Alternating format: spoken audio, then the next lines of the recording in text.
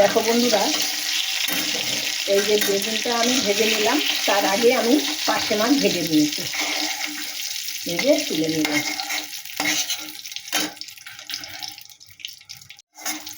এই যে বড়িটাও আমি ভেজে তুলে নিলাম। এরকম ভাজা হয়ে গেছে বড়ি, এবারে তুলে নিলাম। আর একটু তেল দেব।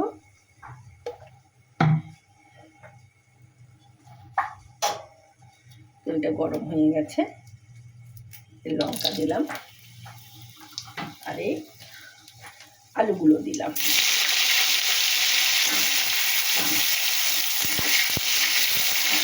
আলুগুলো আমি ভাজতে থাকবো ভালো করে। দেখো আলু ভাজা চলছে, একটু কটা গোটা জিরে দিয়ে দিলাম, তারপরে একটু পেঁয়াজ দিয়ে দিলাম। পেঁয়াজ দিয়ে দিলাম,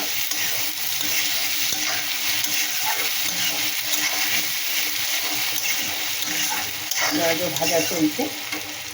এর মধ্যে একটু আদা গুঁড়ো, জিরে আর লঙ্কার গুঁড়ো একটু দিয়ে দিয়েছি, ভিজিয়ে দিয়েছিলাম। এটা ভালো করে কষিয়ে নেব। দেখো লবণ দিলাম, হলুদ দিলাম,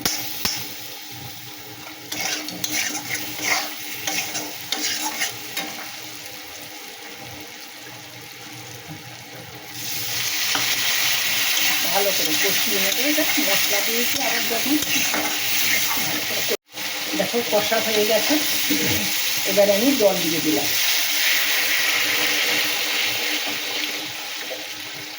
সবসময় আমি ফুটানো জল দিই।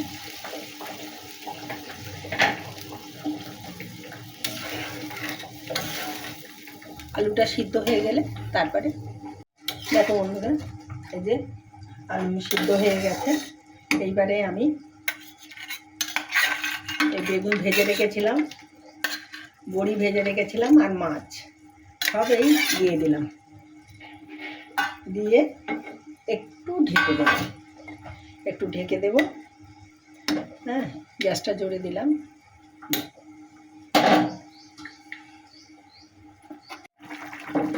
দেখো বন্ধুরা, এই যে তরকারি হয়ে এসছে, পার্শে মাছ বেগুন আলু দিয়ে। এবারে আমি ওই ধনে পাতাটা দিয়ে দিলাম। ধনে পাতাগুলো একটু শক্ত হয়ে গেছে, আমার ছাদ বাগানের ধনে পাতা, তাই ওগুলো একটু ফুটাতে হবে। একটু ফুটিয়ে নেব। দেখো বন্ধুরা, এই যে পার্শে মাছ দিয়ে আলু আর বেগুন দিয়ে ঝোল হয়ে গেছে। গ্যাসটা অফ করে দেব।